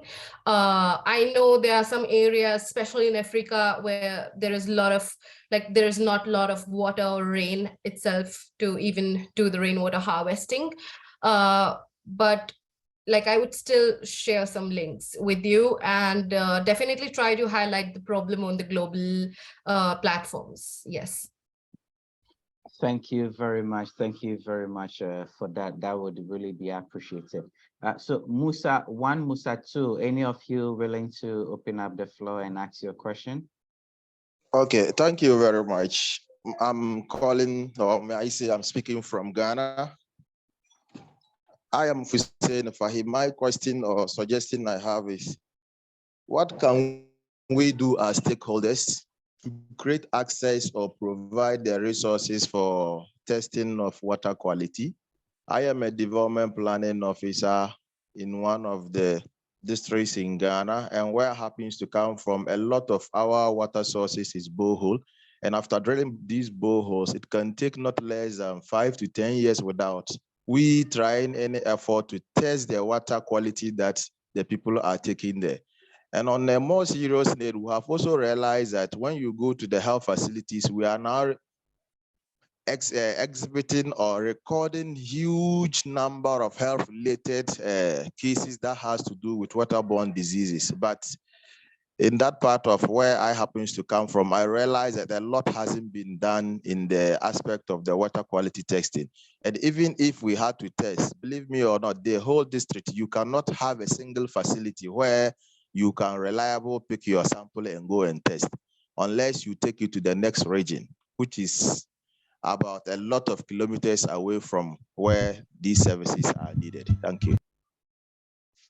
Thank you very much.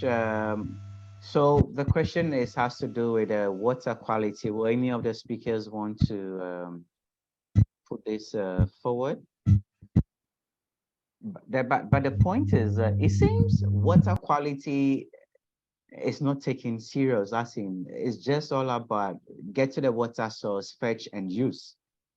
So I don't think there's too much importance placed on water quality, right? So how then do we raise the advocacy and knowledge on that?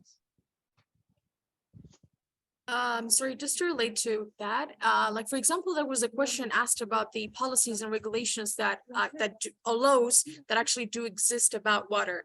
One of it, like the one in Kenya, they do insist on the quality of water, and when we talk about the quality, it's usually always like the countries that are suffering and struggling. I mean, like that's so sad to say it in 2023, but I have to.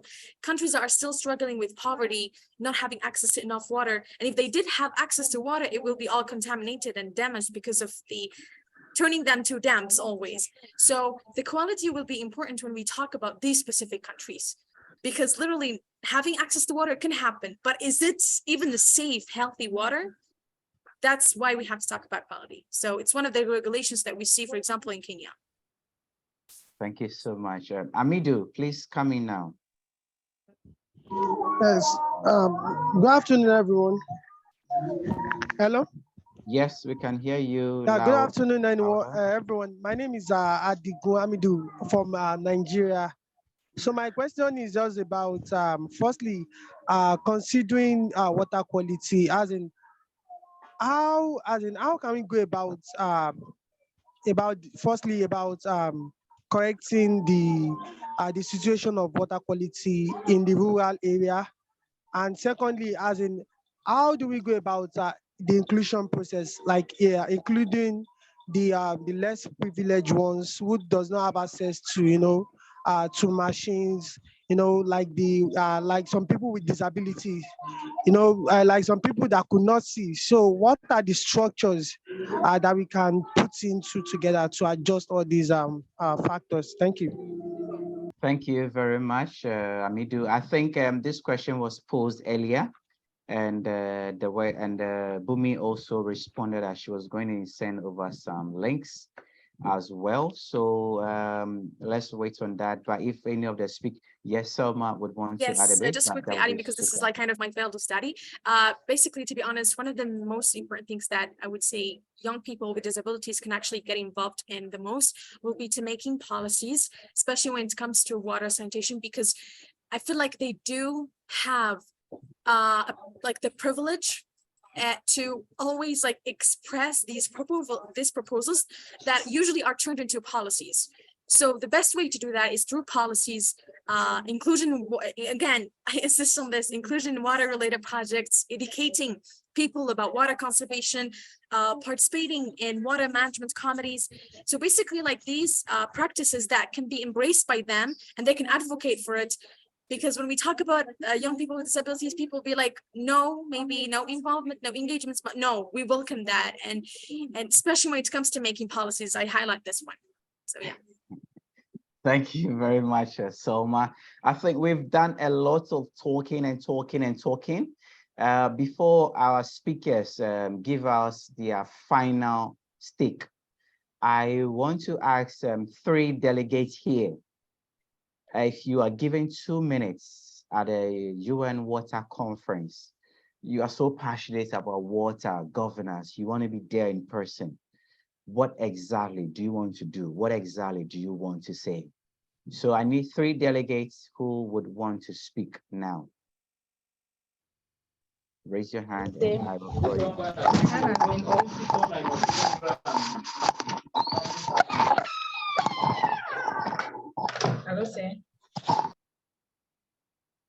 So I need 3 delegates who would want to speak now. Just raise your hand specifically and I will call you out.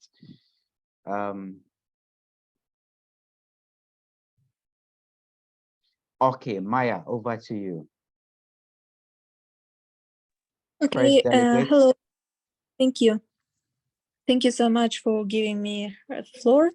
So I want to share about that. It's so important nowadays, and I've just heard a lot of positive and impactful speeches. And first of all, I just want to share 3 main points about the youth that all of you just mentioned, that we should organize events for young people and give them the same rights to delegates and to get a power, for example, to motivate other young generation how to save our planet, and most of them you should pay attention on water resources. The next, we should organize like camps. That's where we should start with ourselves. For example, we should protect the water, we should use it according to their specific structure or something like in this way. And we should pay attention on this fact that when we are, for example, washing plates or cleaning our houses, we don't just turn on the crane or something like this and just waste water resources in our houses. So it means that we should start from ourselves. And the third one, if we haven't got any, for example, opportunities, or we haven't got any rights how to manage it from governmental structure, we should try to find specific like channels or communities where we should speak about this, how to protect and not only water resources, it's about everything, all things what's happening in our world. And also we should just make that to grow up there our like thinking or minds that it's very important to do this, because there are a lot of people who don't pay attention on this. There are no people who are just, they are wasting their energy, they're wasting their a lot of resources, and they don't pay anything or pay attention on these minimum things. So it's very important to grow the awareness. So it's main 3 factors that we should do. And we should start from our family, from our communities, and on the last things to think that it depends on the governments or about other people. So I think that all together we can do a lot of many good things. Thank you. Thank you so much. So our second delegate to deliver the speech. Second delegate, let me see here. Adejumo Mustafa. Adejumo Mustafa.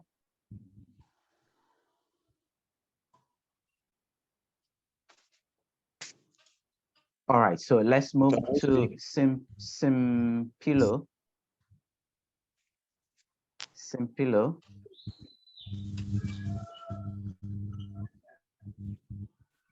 All right, so there's one here. It's not clear. Can you hear us? Yeah, I can hear you. Yes, the floor is yours. Thank you so much for this rare privilege. I'm Simpiro Siawanta from Zambia. I want to comment on the solution based, like 3 issues. What we need to tackle water challenges in our regions, continent, where we have been experiencing a lot of flooding.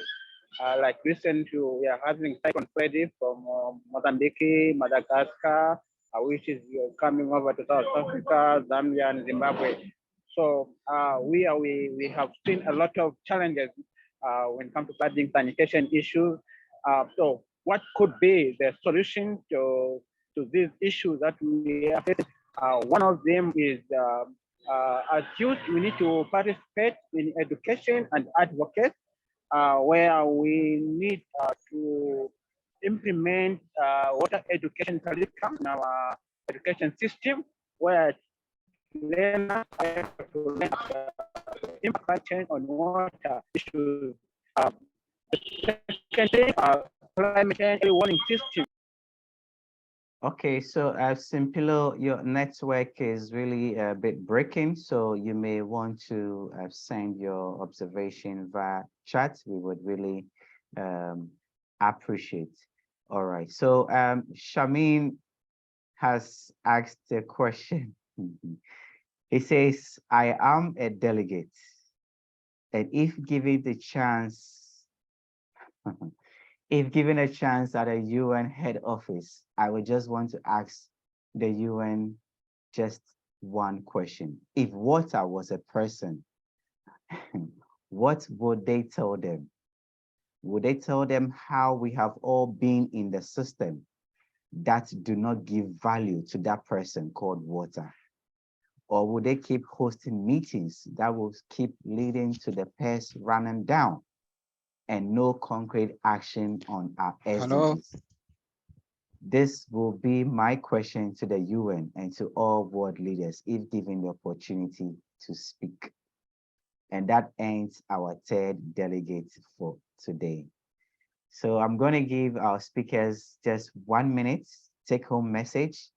And then our team member Oxley is going to give us the closing remarks to that. Thank you. So Bumi, start with a closing, your take-home message.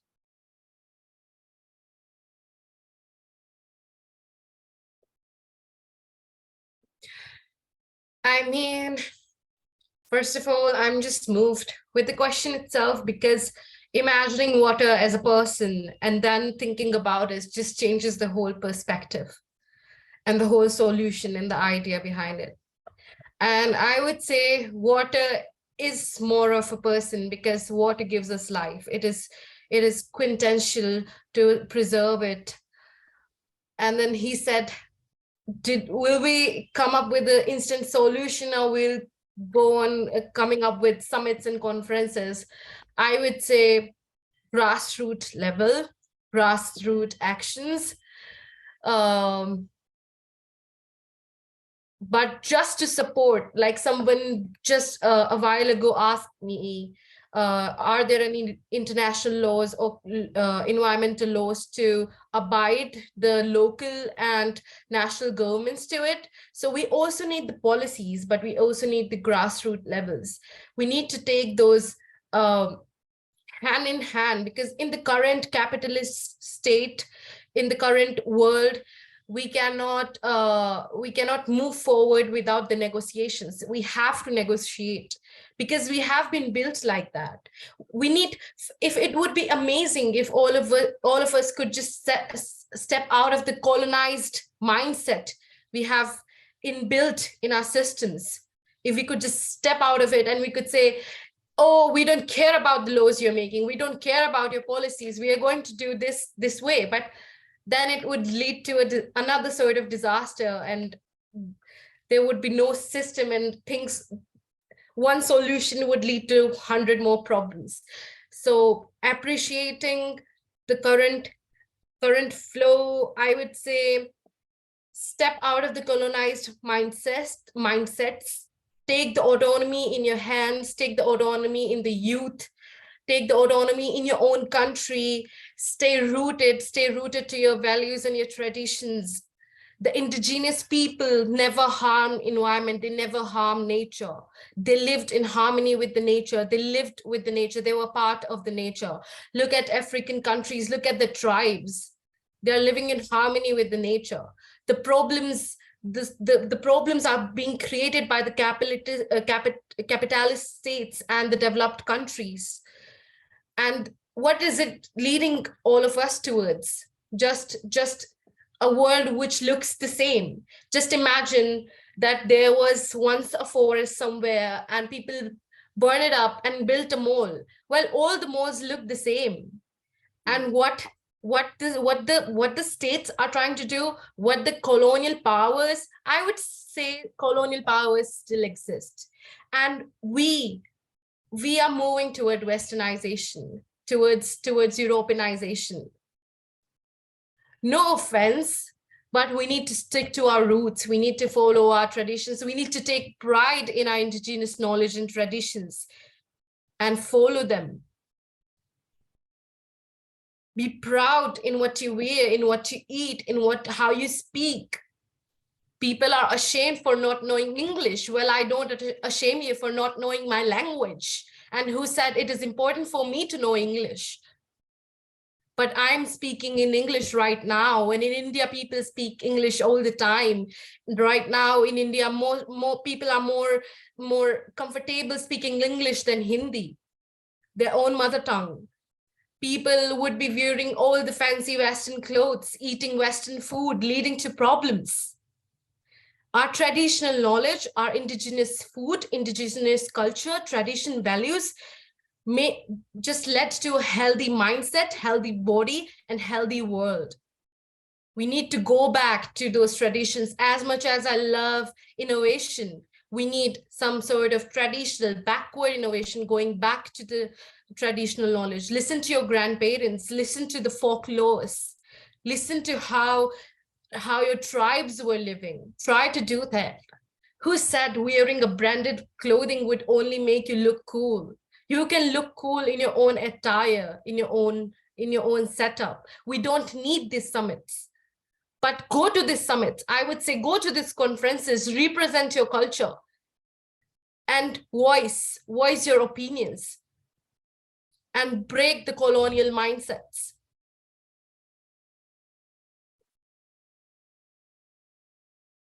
Thank you so much. Thank you so much, Bumi, for this. No further words. Thank you so much. Selma, over to you, then Richard. Yeah, thank you so much. And wow, Bumi, like you got it all on the floor. Like that's literally what is in our hearts. Yeah, exactly. Like so much going on out there. Like we need really to highlight that, address that. And it's indeed, I totally agree. It's more than just you being there and, you know, posing and hating and whatever, but it's more about us being there as representatives of who we are, that look at us. It's not what the past is. Forget about the past. We are the future generation who will bring new things, who will stop that, as you said, like that colonial, like this colonial, right? Yeah, that's the word. So English is not my native speaker. I'm not a native speaker. So yeah, that's the thing. Like we don't want to have this mindset anymore. We're not enslaved anymore. That like our generation is not maybe as the same generation of 2 years ago. We're changing and we're adapting and we're discovering and we're noticing, and we know what is wrong and what is right and how we can fight it as well. And to relate back to our topic, clean water is not only a basic human right, but a vital resource that sustains life. It is our responsibility to manage it wisely and ensure its availability for generations to come. We don't want to show them pictures only. We don't want to leave pictures. We want to leave real resources. We want to teach them how to perfectly use it, because our generation had enough from whoever left things for us. Like we had enough, and we're going through a lot, and it's so much going on, and I mean, like, we're trying to fight it, we're trying to handle it, but it's still too much. But I hope this will continue, and I hope we will actually handle it for a longer while, because it's getting overwhelming. And that's actually if there was a future, because literally most of us, that's actually is creating anxiety, and so many activists are struggling with that. But we're still trying to empower each other and keep that up. I think that's the perfect collaboration that we have ever done, is that we're trying to bring up each other together. And we're seeing so many global South countries standing with each other, and so many also global North countries standing with us and admitting it, that yes, it is the global North, and we're seeing so much injustice, and we need to speak it out and spit it out, I would say. So we need you to get involved. We need you to advocate for that. The more, the merrier. and yeah, don't be afraid of taking that step. It may seem tiring, and it may seem sometimes useless and wasting a lot of time, because like it takes a while to approve something, but we did approve a lot of things. So look at this outcome and follow it out. And thank you so much again. It was an amazing discussion. Thank you so much, Selma. Before Richard comes in, we have our speaker, Sarah, here.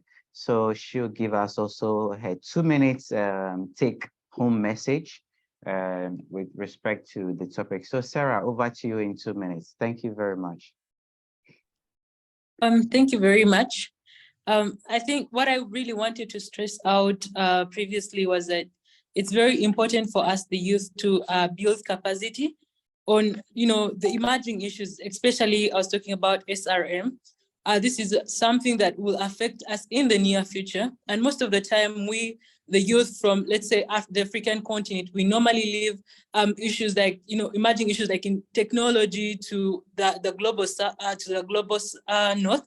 And in the long run, we find out that it really, really affects us. So my urge to everyone in today's conference is to really invest time to build capacity on particularly this solar radiation modification, these emerging technologies, so that in the nearby future, we start to advocate for the governance of research and then the governance of deployment, if maybe deployment is discussed at a certain level. So I'm just urging everyone to really invest in time to build capacity in this particular topic. Thank you very much. Thank you so much, Sarah. And I do agree with you, and I have seen the comments that is coming in on the chat box. See, let me tell you, the conversation is not ending today. We also have an official UN side event, which is going to be held virtually, because we've looked at the numbers, and those attending are less than those, physically are less than those who will be attending virtually. So we have another one coming up later, ending of March. We will surely get everyone on board, where what we have talked today will be presented in a policy document to the United Nations and all the other water governance agencies. So I take my word, this is not the end of this discussion. We are not resting until we see, hear, and feel the change. Thank you, and Richard, to you. Thank you very much, John, for that. And to my colleague speakers, and such an amazing speech from me. I think that what I want to add to what has been said is that let's all come together as young people. It will take concerted efforts from all of us to really see the change. And as it has been said, be the change. The change starts with you. The change starts with me. Let's be the change in our communities. I mean, we are a lot on this call. So if each and every one of us is driving change and encouraging other people to drive change, within a few space of time, we would see a greater impact. So let's start. Let's be motivated. Let's also encourage each other. Let's network. Let's support each other in whatever we are doing. Let's connect and find out, John, what are you doing in Ghana? Bumi, what are you doing in India? Simple, what are you doing in Nigeria? Let's connect and let's build synergies and support in each other's campaign. We can do that virtually. Now the world, as we say, is a global village. Whatever is done in India is seen in Ghana, is seen in Germany, is seen in America. So let's come together as one and let's fight a good fight. Thank you. Thank you very much, Richard, on that score. And do we have Madam Oxley here? Hello, everyone. All right, so Madam Oxley is part of the team. She's going to do our closing remarks on that score. So over to you, Oxley. Yeah, sure, John. Thank you so much. This has been a very educative and impactful meeting. I first of all want to thank you all, our speakers especially, for an excellent thought-provoking submission. And to our chairman and host, Mr. John and his team, for organizing and bringing all of us together and keeping things under control. However, I want to thank the participants. Without your input and ideas and discussions, our workshop would not have been this fruitful. Thank you all so much. I finally want to leave all of us by saying, let's create space for ourselves as young people. And we all are individual drops, but we can make an ocean when together. Let's be loud enough to get ourselves heard. Let's be the change we want to see in the world. We need more youth advocates like us. Thank you all, and congratulations to all of us. Have a wonderful day. Thank you. Thank you very much, Madam Oxley, for that. And I really want to appreciate every delegate that made time today for us. First, we understand the difficulty in terms of data usage, but you stood firm with us. You sat on the chair for over 2 hours just to listen to us rant, shout, and scream on your screen. We really appreciate everything you're doing, but we cannot do it without you. And as rightly said by Madam Oxley, let's be loud enough. I appreciate all our valued speakers for today, shining the spotlight on the real issues and interventions. God bless you. And to those who raised their hand and did not get the opportunity to speak, it does not end here. You can send me a private message with your questions or your interventions, and I promise you, I will do a creative poster and put it out there and tag all the relevant organizations for them to see your questions. So if you have it, just send it over to me and we will push it out there for you. On that note, officially, we close the session for today, and thank you all for coming. But we want to take a picture. So for those who are interested, you can put on your camera and then we can do the group photo now. Please, thank you so much. Thank you.